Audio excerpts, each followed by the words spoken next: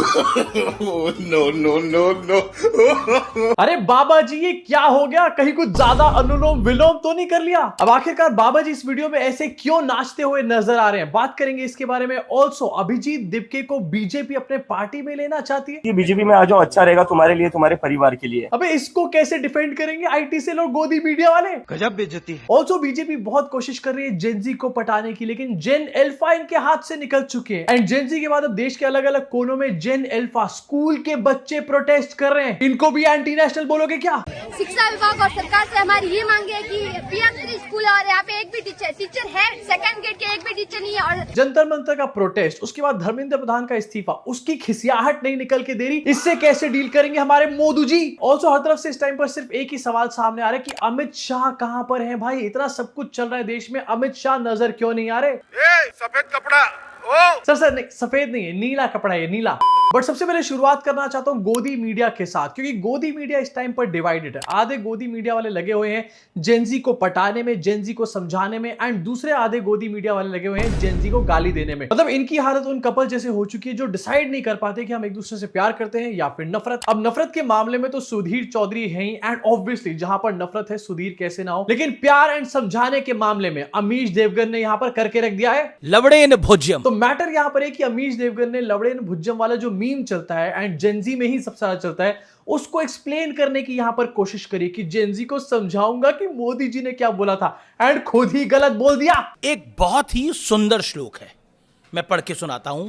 अंगेण गात्रम नयनेन वस्त्रम न्यायेन राज्यम लवड़ेन भुज्यम। अब भाई साहब मोदी जी की राह पर चल के लवड़ेन भुज्जम तो कर चुके हैं, लेकिन इसका अर्थ यहां पर बताया जा रहा है लवड़ेन भोज्यम, वैसे ही खाने की शोभा उसमें डाले गए नमक से होती है। लवड़ेन का अर्थ नमक होता है। मेरे साथ जो डॉक्टर हैं जरा देख लें इनको। अमीश देवगन जी, सबसे पहले आपको समझाना चाहता हूं, जो मीम्स होते हैं आप कभी भी उसका जवाब नहीं दे सकते हो, एंड यही मीम कल्चर होता है। अगर मीम का जवाब देना है तो मीम की तरीके से देना पड़ता है। मीम के जवाब को अपने आप एक्सप्लेन करके दोगे तो खुद ही मीम बन जाओगे, एंड ये बनेगा पक्का मीम। अब पहली चीज तो ये डेफिनेटली यहाँ पर एक श्लोक है, लेकिन ये लवड़ेन भुज्जम नहीं है, ये है लवनेन भुज्जम। एंड दूसरी बात यहाँ पर ये जो लवनेन भुज्जम का मतलब बताया जा रहा है, इसका मतलब ये नहीं कि खाने की शोभा उसके नमक से होती है। इसका मतलब ये होता है कि खाने का टेस्ट जो होता है वो उसके नमक से आता है। खाना जो टेस्टी बनता है वो उसमें डले हुए नमक से बनता है। पहली बात तो मीम का रिस्पॉन्स यहाँ पर दिया जा रहा है, समझाया जा रहा है। दूसरी बात वो मीनिंग भी गलत बताया जा रहा है। मोदी जी यार कैसे झंडुओं को रख रखा है आपने टीम में? लवड़ेन भोज्यम। ऑल्सो जो श्लोक यहाँ पर बताया जा रहा है इंटरनेट पे 4 बार लोग बता चुके हैं, लेकिन मीम यही है जिस तरीके से मोदी जी ने बोला है। लवड़ेन भोज्यम ये नहीं होता है, ये वाला मीम होता है। अब जैसा मैंने बताया कि एक तबका मीडिया ये समझाने में लगा है जेनजी को कि देखो मोदी जी ने कितनी अच्छी अच्छी बातें बोली है, मीम वगैरह नहीं है। दूसरी तरफ का गोदी मीडिया जेनजी को गाली देने में लगा हुआ है। एंड सुधीर चौधरी, ऐसा लग रहा है 5 दिन से इसने हगा भागा कुछ नहीं है, सिर्फ जेनजी को गाली देने में यहाँ पर लगा पड़ा है। इंडिया अगेंस्ट गालीबाज एक मुहिम भाई साहब ने चला रखी है। अब ये मुहिम चलाई है बहुत अच्छी बात है, लेकिन 2 अक्टूबर को सोनिया गांधी के बर्थडे पर ये वाली मुहिम चला के रखी हो, समझा तिहाड़ी। भारत आज अपनी गालीबाज पीढ़ी पर शर्मिंदा है। Actually Sudhir Chaudhary saying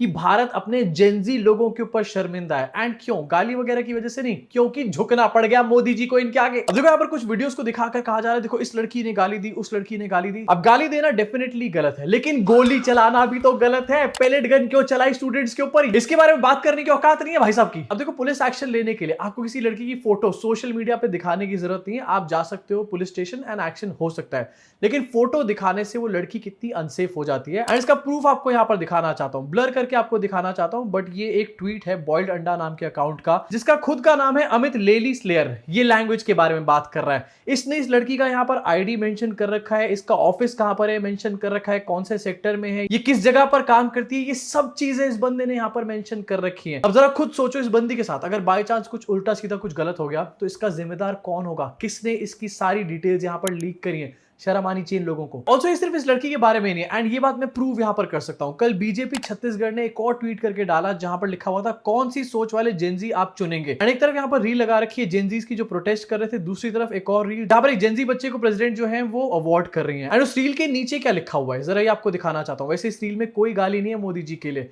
and फिर भी कैसी भाषा खुद यहां पर यूज कर रहे हैं। बाबर की विरासत पर ठुमकने वाले जेंजी, बाबर की विरासत पर ठुमकने वाले जेंजी। वैसे ठुमकना तो बहुत छोटी सी बात है, मोदी जी ने तो मुजरे की बात तक यहां पर कर दी थी, लैंग्वेज। एंड ये वीडियो मैं आपको खुद यहां पर दिखाना चाहता हूं। एक तरफ जहां पर ये लड़कियों की रील चल रही है, वहां पर एक गाना तो नहीं चलाऊंगा, लेकिन ये हाउसफुल मूवी का एक गाना है जो इसके पीछे लगाया हुआ है, इसमें कोई भी गाली नहीं है।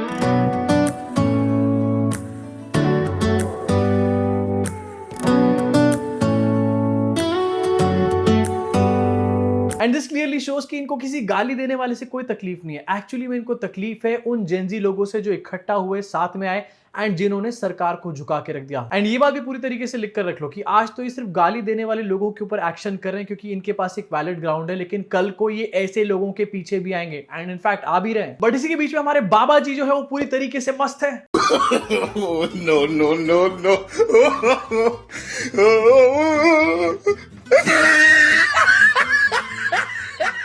अब देखो सोशल मीडिया पे वीडियो काफी ज्यादा ट्रेंड कर रहा है, लेकिन ये वीडियो बाबा रामदेव का है या नहीं है इसकी कोई ऑथेंटिसिटी नहीं है। तो उसको आंख बंद करके बाबा रामदेव मत मान लेना, क्योंकि हम लोगों ने भी काफी सर्च करी, इस वीडियो का ओरिजिन हमारे को नहीं मिला। तो हो सकता है ये वीडियो या तो एआई की हो या फिर ये वीडियो कोई पुरानी वीडियो। अगर एआई की है तो कोई बात नहीं, अगर पुरानी है तो बाबा जी कौन सा अनुलोम विलोम कर लिया आपने। ऑल्सो बाबा रामदेव सामने आया एंड क्या कह रहे हैं एक बार सुनाना चाहता हूँ। देखो, देश सड़कों से नहीं चलेगा, देश संसद से ही चलेगा। ऑब्वियसली बाबा जी देश सड़कों से नहीं संसद से चलेगा, लेकिन ये कौन से ड्रेस कोड में आप संसद में पहुंचे थे, देश को ये भी तो बता दो थोड़ा। अब देखो बाबा रामदेव एंड बीजेपी के सारे लोग ऑल थ्रू आउट यहाँ पर सीजेपी को, अभिजीत दिपके को गालियां देते रहे, फॉरेन फंडेड है ये तक बता दिया, लेकिन पीछे से ये लोग पता है क्या कर रहे हैं, अभिजीत दिपके को बीजेपी में लेने की कोशिश कर रहे हैं। अबे अगर वो एंटी नेशनल फॉरेन फंडेड है तो ले क्यों रहे उसको। सर आज आपको बीजेपी की तरफ से कोई ऑफर हुई है ज्वाइन करने के लिए? अब तक धमकियां बहुत मिली कि बीजेपी में आ जाओ, अच्छा रहेगा तुम्हारे लिए, तुम्हारे परिवार के लिए। तो मुझे तो मतलब बहुत शर्म आती है कि इतने बड़े प्रधानमंत्री, इतने बड़े अमित शाह, उनके पोते की उम्र का मैं हूँ, उनके पोते की उम्र के बच्चों को इस तरह की धमकियां देते हैं। मतलब क्या फायदा तुम्हारे इतने बड़े प्रधानमंत्री या गृह मंत्री होने का, अगर तुम्हें बच्चों को इस तरह की धमकियां देनी पड़ती है। अब देखो बीजेपी इस चीज को मानने नहीं वाली, लेकिन बीजेपी ने पास्ट में ऐसा किया है। हार्दिक पटेल इसका सबसे बड़ा एग्जाम्पल है। इनफैक्ट राघव चड्ढा, विपक्ष के बड़े बड़े नेता जिनके ऊपर ये एलिगेशन लगाते रहे, उसके बाद में उन लोगों को खुद अपनी पार्टी में यहाँ पर ले लिया। तो कोई बड़ी बात नहीं कि अभिजीत दिपके को यहाँ पर ऑफर आया, लेकिन ये ऑफर किया क्यों जा रहा है, क्योंकि बीजेपी के हिसाब से तो ये एंटी नेशनलों की टोली है। एक्चुअली कोई एंटी नेशनल, कोई फॉरेन फंडेड नहीं है। एंड ये बात मैं गारंटी के साथ कह सकता हूँ कि अगर किसी दिन अभिजीत दिपके भी बीजेपी में चला गया ना, उस दिन यही गोदी मीडिया और यही आईटी सेल अभिजीत दिपके के तलवे चाट रहे होंगे लिटरली। इसी के साथ दोस्तों आगे बढ़ना चाहते हैं, कोशिशें जितनी भी ये लोग कर ले कि जेनजी को हम लोग पटा लेंगे। प्रॉब्लम यहां पर ये नहीं कि जेनजी पटा लेंगे, प्रॉब्लम अब जेन अल्फा बन चुकी है, क्योंकि जेनजी के बाद अब जेन अल्फा आ चुकी है सड़कों के ऊपर प्रोटेस्ट करने के लिए। ये बच्चे हैं राजस्थान के पीएम श्री स्कूल के, जिन्होंने अपने गेट को पूरी तरीके से ब्लॉक किया हुआ है। क्यों? क्योंकि स्टूडेंट्स तो बहुत सारे स्कूल में, लेकिन टीचर नहीं है। अरे टीचर की जरूरत ही क्या है, मोदी जी वाली डिग्री बनवा के दे देंगे। शिक्षा विभाग और सरकार से हमारी ये मांग है कि पीएम स्कूल और यहाँ पे एक भी टीचर है, सेकंड ग्रेड के एक भी टीचर नहीं है, और फर्स्ट ग्रेड है उनके अंदर 2 टीचर है, एक है हिस्ट्री के और एक है हिंदी के। और हिस्ट्री के जो टीचर है वो प्रिंसिपल का पद संभाले, तो उनको भी टाइम मिलता है तो भी पढ़ाते, लेकिन ऑब्वियसली भी काम बहुत है तो वो करने पड़ते। तो इनसे हमारी मांग है सेकंड ग्रेड, फर्स्ट ग्रेड और थर्ड ग्रेड, L1 L2 सभी के टीचर लगाए, वरना तब तक न तो स्कूल का लॉक खुलेगा, 10 बजे तक कोई नहीं आया तो हम रोड ब्लॉक करेंगे।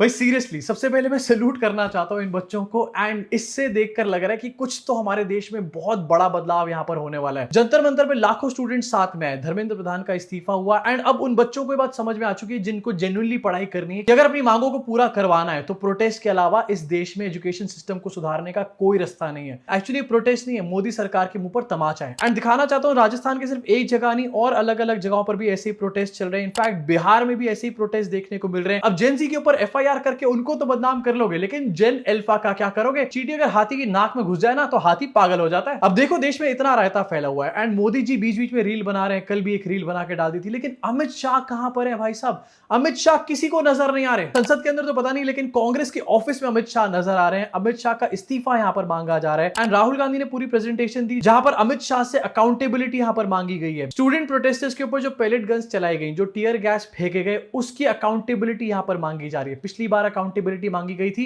तो प्रधान जी को इस्तीफा देना पड़ गया था। मोटा भाई जरा संभाल के डील करना, आपको भी इस्तीफा ना देना पड़ जाए कहीं कल के कल। अमित शाह को रिस्पॉन्सिबल बताया जा रहा है क्योंकि RAF, CRPF, MHA, Delhi police सब चीजें उनके अंडर आती है, एंड इन्हीं सब डिपार्टमेंट्स ने स्टूडेंट प्रोटेस्टर्स के ऊपर ब्रुटैलिटी करी थी। Home Minister of this country does not have the courage to come and sit here. सफेद कपड़ा वैसे जो बातें कांग्रेस यहाँ पर बोल रही है उसमें कोई भी गलत बात नहीं है, क्योंकि अकाउंटेबिलिटी सबकी होनी चाहिए। राहुल गांधी की भी होनी चाहिए, धर्मेंद्र प्रधान की भी होनी चाहिए, अमित शाह एंड मोदी जी की भी होनी चाहिए। अगर स्टूडेंट प्रोटेस्टर्स के साथ ब्रुटैलिटी हुई, जो कि पीसफुल प्रोटेस्ट कर रहे थे, गुलाब का फूल लेके आगे बढ़ रहे थे, तो अमित शाह को इसके ऊपर जवाब देना पड़ेगा। एंड प्लीज यार, संसद में आके जवाब के नाम पर भाषण मत देने बैठ जाना। अब संसद में अमित शाह दिखाई देंगे या नहीं देंगे ये तो नहीं पता, लेकिन IT सेल वाले कह रहे हैं समथिंग इज ब्रूइंग, कुछ तो बहुत बड़ा होने वाला है। हर थोड़े दिन में मोदी शाह जब घिरते हैं तो ये यही वाला नैरेटिव चलाने लग जाते हैं। इसी के साथ संसद से एक और वीडियो निकल के सामने आई। जेनजी के ऊपर गोली चलाने के बाद ये जेनजी से कनेक्शन बिल्ड करना चाहते हैं। SC स्टूडेंट्स की एनरोलमेंट तो 44% हो गई है। ST स्टूडेंट्स की संख्या बढ़कर 65% हो गई है। अरे वो तो ठीक है बांसुरी जी, लेकिन ये क्या हो रहा है, ये क्या हो रहा है? एक्चुअली में ये जो है ये जेनजी का एक हैंड मूवमेंट होता है, जिसका मतलब होता है क्लॉक इट। एंड जेनजी से कनेक्ट करने के लिए बांसुरी स्वराज यहां पर ये कर रही है। कोई प्लीज जाकर इनको भाड़े की अकल देकर आओ, क्योंकि दिमाग तो क्लियरली इनके पास है नहीं। इसी के साथ दोस्तों जाते जाते आपको बताना चाहता हूं, जब आपका ध्यान जंतर मंतर पे था तो देश में और क्या क्या चल रहा था। एयरपोर्ट अथॉरिटी ऑफ इंडिया ने यहां पर एक लिस्ट बनाई है, कस्टमर सेटिस्फैक्शन इंडेक्स की लिस्ट। एंड इस पूरी लिस्ट में सबसे नंबर 1 पे पता है कौन से एयरपोर्ट को रखा है? खजुराहो के एयरपोर्ट को। अब देखो इसमें मुझे कोई दिक्कत नहीं है, बट प्रॉब्लम यहां पर सिर्फ इतनी है कि खजुराहो के एयरपोर्ट पे कोई फ्लाइट नहीं आती जाती। अब ये कस्टमर सेटिस्फैक्शन इंडेक्स बेसिकली ये चीज है कि कस्टमर कितना सेटिस्फाइड है। अब सोचो, जिस एयरपोर्ट पे फ्लाइट नहीं आ जा रही उस पे कस्टमर क्यों आ जा रहे हैं, एंड अगर वो आ जा रहे हैं तो सेटिस्फाइड कैसे है फिर? एंड एक्चुअली में यही है मोदी सरकार की रियलिटी। इसलिए जब भी बाहर के कोई इंडेक्स सामने आते हैं ना, तो उसको डिफेम करने की कोशिश करी जाती है और ये कहा जाता है ये तो हमारे अगेंस्ट कोई बहुत बड़ी कॉन्स्पिरेसी है। क्योंकि इंडिया में जब कोई लिस्ट या फिर इंडेक्स बनाया जाता है तो वो ऐसे बनाया जाता है। वैसे अगर यही ट्रैक रिकॉर्ड चलता रहा तो आने वाले दिनों में एम्स दरभंगा को